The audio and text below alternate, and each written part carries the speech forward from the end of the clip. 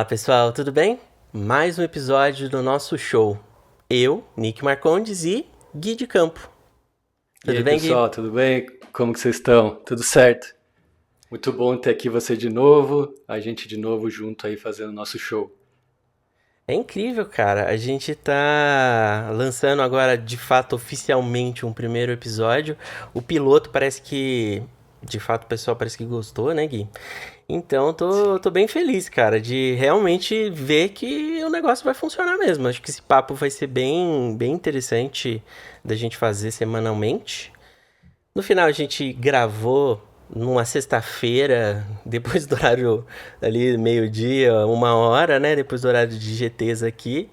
E acabou sendo o padrão, né? Então acho que vai, de certa forma, ser uma coisa que a gente vai fazer de forma recorrente na sexta-feira.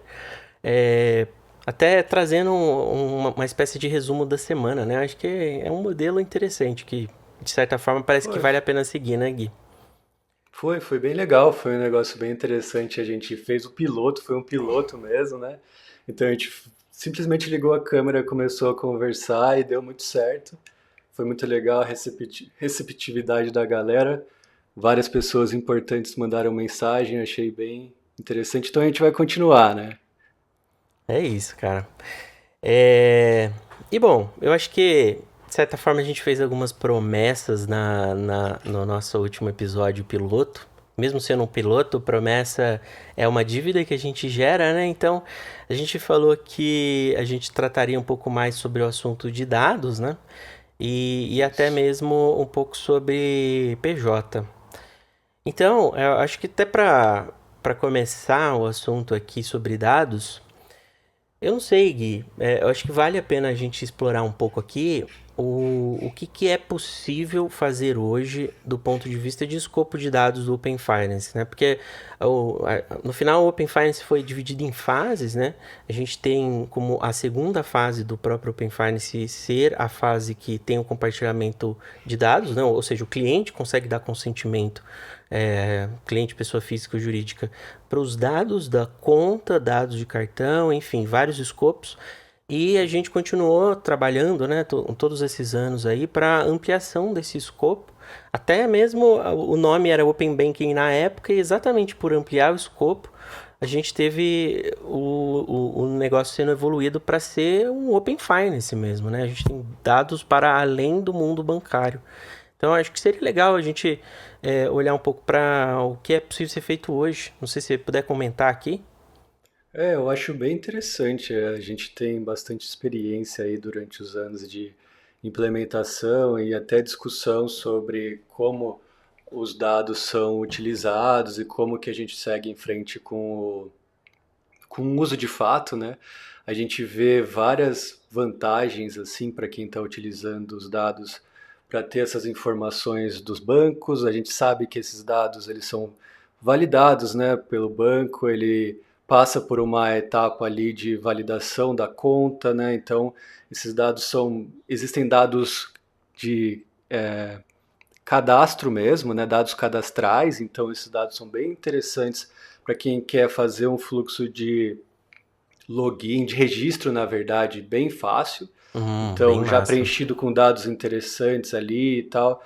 Então, primeiramente dados cadastrais, né? São dados bem interessantes para quem quer implementar o Open Finance.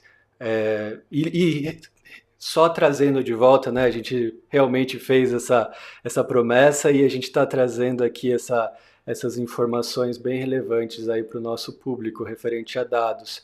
E como eu falei de novo, voltando, dados cadastrais, dados bem importantes, dados transacionais, que são bem legais também para quem quer dar crédito, quem quer avaliar o perfil de risco de um cliente. Então eu vejo como grandes vantagens aí, até para empresas que talvez não estejam pensando ainda e nem saibam que existem essas informações, como elas podem pensar, né? E até uma coisa que a gente vem conversando internamente de trazer pessoas aqui que não são focadas no Open Finance para entenderem de fato se isso vale a pena e fazer brainstorms aqui, né? Então, dados são pontos é o início do Open Finance, igual você falou. Open Banking, Open Finance veio depois com todo o arcabouço de novas possibilidades do que fazer no mundo financeiro, onde a gente compartilha esses dados e o cliente, claro, sempre sabendo do que ele está compartilhando. Então, é bem legal se, por exemplo, você Perfeito. puder falar um pouco sobre a parte do consentimento em si, tipo, como que o usuário consegue ver e como a gente evoluiu, né? Foi muito legal a Pois é. evolução de como esses dados são mostrados para o cliente para ele ficar confiante e compartilhar os dados para um fim importante para ele no final das contas, né? Perfeito. Acho que no final a gente teve um grande aprendizado, né, com relação a esse ajuste fino do fluxo, porque realmente, né, o fluxo, o Open Finance ele só acontece realmente, efetivamente, se o cidadão se sente tranquilo, seguro para completar o fluxo, né? Então, a gente tem toda uma questão aqui de entender com o usuário, né, através dos próprios participantes, como é que a gente sempre pode melhorar, né, as definições do como deixar tudo muito definitivamente claro para o usuário, propósitos, o que ele está compartilhando, deixar ele no controle para ele poder revogar, por exemplo, um consentimento, e facilitar para o usuário conseguir realmente completar o fluxo independente da plataforma que ele está, né? Se ele está num aplicativo, vai ser redirecionado para um outro aplicativo sem passar pelo navegador. Então, todos esses detalhes foram coisas que a gente foi aprendendo, né, enquanto ecossistema e incorporando nessas definições técnicas aqui de UX, mas também de segurança e de arquitetura mesmo, para fazer a coisa acontecer, né? A gente tem uma interoperabilidade plena. Acho que a gente tem aprendizados aqui que sempre quando envolve redirecionamento, acho que é muito claro para todo mundo, não só no Open Finance, né? Envolveu o redirecionamento, você tem drops aí, você tem pessoas que ficam pelo meio do caminho e não completam a jornada por N motivos, né? Talvez o celular não tenha memória suficiente, o aplicativo não consegue abrir, fica difícil o sistema operacional conseguir lidar com um URL num cenário específico, e aí o usuário simplesmente não consegue completar a jornada. E vendo isso, né, foi exatamente o movimento da criação de uma jornada que não tivesse o redirecionamento quando a gente trabalha com um fluxo que é muito recorrente, né? Um fluxo de pagamentos. O fluxo de consentimento de dados, ele é um fluxo que você dá uma vez por um período que pode ser estendido, mas assim, venceu uma vez, o consentimento de dados continua funcionando, né? O de pagamentos até então, a gente tinha a necessidade realmente de sempre colocar o usuário para ser redirecionado novamente para cada pagamento Pix ali que ele fizesse. E foi exatamente o aprendizado, né? De, cara, se a gente tiver uma jornada sem esse redirecionamento, a hipótese é que a gente tenha uma conversão muito melhor e um uso, né, mais efetivo dessa solução distribuída de pagamentos, né, que é o ITP viabilizando um pagamento num detentor de conta que é diferente do ITP que está fazendo o trabalho de iniciação. Então, ele agrega várias contas, facilita para o usuário, mas não adianta só agregar se a UX não funciona perfeitamente, né? Então, eu acho que é um processo evolutivo constante. Acho que a gente ainda tem evoluções bem importantes para fazer, principalmente no tema PJ, né? Para dar esse consentimento de dados PJ, né? Que é um desafio, principalmente porque envolve PJ não é a Múltiplos mesma coisa, né? aprovadores, né? Exato. Acho que o grande ponto é que a gente fala PJ, mas não é uma pessoa só, não é uma pessoa jurídica só. Você tem várias realidades de pessoas jurídicas. Então você tem PJ que tem uma EI, né, uma empresa individual, é uma pessoa que aprova e ponto final. Então é uma experiência parecida com a da pessoa física que a gente tem hoje no Open Finance. Ela começa, ela termina, tudo dá certo. E quando tem N aprovadores, né, Gui? Realmente, Então. Esse é o ponto, e é um ponto que a gente sempre sofre, tanto em dados como pagamentos, porque o que foi estabelecido no Open Finance, né? Que quem é responsável por fazer essa gestão de múltiplos aprovadores é o banco. Então, o banco vai ofertar a experiência que ele quiser, entendeu? Isso não está definido ainda no material no guia de UX, né, que é um ponto interessante de levantar, que além da documentação de APIs, a gente também tem a documentação de UX, que é bem interessante, tem vários exemplos, requisitos e obrigações. Como que é meu, Nick? Eu esqueci o nome. É, Requisitos e recomendações. recomendações, exatamente. Perfeito. A gente tem requisitos e recomendações em cada parte do guia, né? Em cada fluxo que a gente tem. E nas aprovações, onde tem múltiplos aprovadores, por exemplo, uma empresa pode ter 3 aprovadores para fazer qualquer coisa, né? Então, isso faz com que fique um pouco mais complexo, porque não está mapeado pelo guia de UX pela API esse fluxo de aceite. Então, é um ponto bem importante para a gente mapear. E agora, o Nick pode falar muito bem, que foi ele que apresentou no nosso conselho de administração a criação do nosso GT, né, de PJ. Então a gente tem agora um grupo de trabalho específico para PJ, para melhorar todos os fluxos relacionados a PJ e fazer com que mais PJs entrem, né? É o GT engajamento. Então mais PJs entrem no Open Finance e aproveitem de todas as possibilidades que a gente tem aqui. Perfeito, Gui. Eu vejo realmente que o ecossistema todo aqui do Open Finance tá bem empolgado aqui com esse novo GT Engajamento PJ, porque é um tema que é multidisciplinar, por assim dizer, né? E a gente acaba falando sobre dados, sobre fluxo de serviços, pagamentos, só que com uma realidade de mentalidade de produto que acaba sendo muito específico, né? Então, olhar de uma forma ampla para o que é realmente o problema de engajamento de um PJ é uma coisa que é diferente, né? É diferente da gente tratar esse tema como a gente até então estava tratando, né? Como sendo uma parte das conversas e não a conversa. Né? Então a gente tinha em dados de cliente, a gente tinha uma parte da conversa sobre clientes, pessoa jurídica.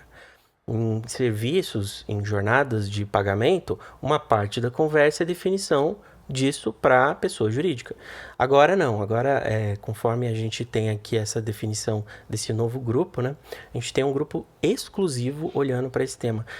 É até mais fácil a discussão acontecer com as pessoas, eu diria, especialistas no assunto pessoa jurídica, né, que é realmente um público diferente, né? A gente tem realidades de pessoa jurídica que vai, assim, de 0 a 100, assim, é um negócio pode ser completamente diferente.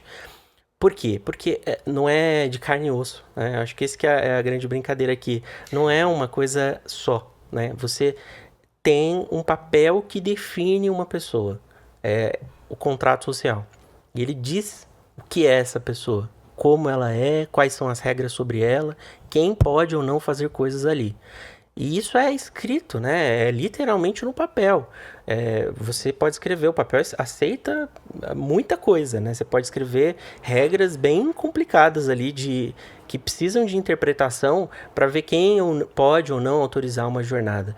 Você pode ter um contrato social que coloca como a pessoa responsável por qualquer aprovação de itens bancários, o CFO vigente, que não é nem sócio, ele não está no QSA, ele não está eleito ali explicitamente com uma cota da empresa, mas ele é eleito como o diretor financeiro. Então você tem a eleição da diretoria e essa pessoa então é a única a aprovar. Aí você fala, pô, mas ele nem é dono da empresa. Tem um outro que é o dono e o próprio dono não pode fazer isso. Fala, não pode. Ele precisaria primeiro mudar o contrato social para daí sim poder fazer valer uma nova regra, né? Ou seja, é textual, né? Isso nunca vai ser padronizado. É como funciona a forma de criação de empresas. E isso precisa ser levado em consideração, né, Gui? Então, acho que Sim, ter esse grupo com foco em um olhar diferente, né, com especialistas nesse assunto, a gente realmente espera que esse ano vai ser um ano para desenrolar o engajamento PJ no Open Finance. Isso é bem legal, Nick. Um ponto interessante também é levar em consideração que a gente vai fazer isso em partes, né? É bem complexo, a gente sabe, a gente vai ter especialistas ali, mas a gente vai entregando os pontos em passo para a gente não ter uma entrega gigante, né? E onerar várias Perfeito. instituições, porque no Open Finance é isso, né? Não, de fato, eu acho que é uma abordagem incremental mesmo, né? Eu acho que a gente tem um ponto sobre fazer a coisa acontecer a passos importantes, mas é muito bem discutido, muito bem documentado, muito bem testado, né? E a gente realmente ir construindo de uma forma em que o ecossistema consegue acompanhar tanto do ponto de vista de quem implementa nova funcionalidade como provedor, mas também como consumidor, né? A gente quer ter pessoas nas instituições aqui construindo produtos em cima dessas funcionalidades. Então, a construção de produtos é de extrema importância aqui para uma definição de sucesso, né? Com certeza. E a gente vê vários produtos no mercado que ainda utilizam funcionalidades que não passam pelo Open Finance, que se passassem pelo Open Finance seria muito mais viável e interessante. O scraping é uma delas, né, que é a busca de dados através de senhas do usuário ali. É uma forma não trivial de fazer as coisas e também não dá uma segurança muito boa para quem está implementando, né, no final das contas ali. E se a gente conseguir pegar essas empresas que ofertam produtos via o scraping e trazer também para a discussão, eu acho que é um ponto bem legal, porque aí a gente ataca o mercado de fato que está sendo. Porque se existem essas empresas que fazem scraping, significa que tem uma demanda no mercado, certo? Para ter essas informações. Então, é bem interessante que elas também façam parte do processo e principalmente por estar no dia a dia, né? Do outro lado, né?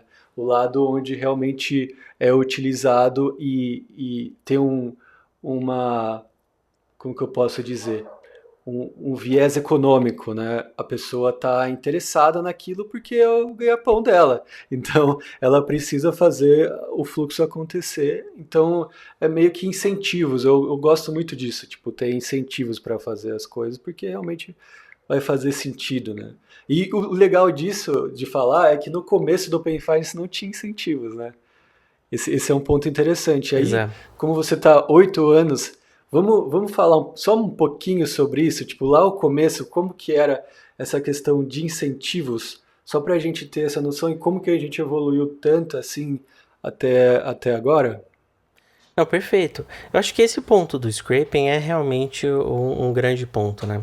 Porque isso trouxe a possibilidade, né, um viabilizador de uma conexão em que você, cliente, consegue compartilhar os seus dados de uma forma simples para você como cliente, né? Você está ali compartilhando o login e senha e a empresa que está provendo esse serviço de raspagem de dados, de scraping, né? De conexão, utilizando uma conexão direta, ele faz com que isso aconteça de uma forma automática ali em background.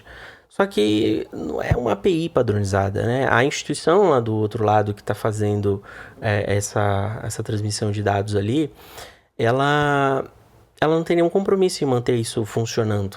Na verdade, acaba quebrando, né? Ela muda alguma coisa porque ela está mudando o aplicativo dela, pronto, já quebrou a integração e aí tem que sempre ficar correndo atrás para manter a integração funcional, né? Então, era bem complicado nesse sentido, porque vira e mexe, né? Era uma corrida de gato e rato mesmo. Vira e mexe, uma integração para e você tem que correr atrás para fazer ela voltar a funcionar. Então, aí com a criação do Open Finance, a gente tem uma API específica Open Finance, que é muito mais segura, né? Tem todo um padrão de segurança envolvido. O usuário dá um consentimento explícito e consegue ver aquele consentimento nas duas pontas, consegue revogar. E essa API, ela é uma API monitorada, né? Você tem um ecossistema que está querendo que ela funcione. Então, assim, o incentivo por manter funcionando e consumir os dados a partir do ecossistema, diretamente via um participante Open Finance, né? Então, ser realmente parte aqui do ecossistema é um incentivo alinhado, né? Então, um lado quer que a API funcione, o outro lado quer realmente fazer a API funcionar. Então, simplesmente você tem um monitoramento no meio que garante que a coisa está girando. E aí, o que a gente acaba vendo, né? Uma migração, né, dessas empresas que na época não tinha simplesmente nenhuma outra opção, vindo para o Open Finance, fazendo esse movimento de consumir através do Open Finance. Só que para que isso realmente aconteça de uma forma completa, né, zerar completamente os consumos através de scraping, a conversão tem que ser no mínimo o mesmo nível, ou seja, tem que ser muito simples para o usuário conseguir dar esse consentimento, tão simples quanto login, senha, enter e acabou, né? E aí a gente tem todo esse desafio para a gente vencer aqui do ponto de vista de conversão de forma ampla, né, garantida em todas as instituições, tudo absolutamente muito fácil para o cliente final. E o escopo, né? Ou seja, absolutamente tudo que você consegue obter através de scraping tem que estar realmente aqui no Open Finance também. Então, em pessoa física, eu diria que a gente já tem uma cobertura muito, muito, muito grande. Eu acho que praticamente tudo. Agora, em pessoa jurídica, ainda não. Né? A gente tem escopos que ainda faltam, escopos bem importantes para vários nichos de empresa que a gente não tem no Open Finance, que é algo que precisa ser trabalhado. Né? Então, eu acho que é esse o alinhamento de incentivo, né? A gente ter a coisa rodando, né? Num lugar em que é um ecossistema, todo mundo que participa pode aproveitar para construir produto em cima, e simplesmente de uma forma muito mais saudável. É muito legal, é exatamente, eu concordo com a sua visão e é extremamente legal quem está assistindo entender isso, né? É bem importante, é bem o que é proposto aqui. E eu acho que é isso, né, Nick? Pois é, Gui, eu acho que a gente, no final, o último, acho que a gente foi o quê? Uns 20, 30 minutos aí. Eu acho que esse formato parece interessante para a gente poder sempre ter uma cadência legal aqui, toda semana, trazer uns 30 minutinhos aqui de uma conversa quase que sem pauta, né, Gui? A gente, no final, tá só Exato. conversando aqui. É, e, assim, quero ouvir vocês, você que está assistindo aí. Comenta nesse vídeo, diz se esse formato está sendo legal, o que você gostaria de ver na próxima semana. E a gente vai, conforme a gente vai construindo aqui juntos esse nosso show, né? A gente vai evoluindo com o feedback de vocês. Então não se esqueça, se inscreva no canal se você ainda não é inscrito, deixa o seu like e espero vocês, né, Gui? Próxima semana estaremos aí. Próxima semana estamos aí. Como o Nick falou, não esqueça de fazer todas as ações que ele acabou de falar. É isso Boa. aí. Valeu, pessoal. Tchau, Valeu, tchau. valeu.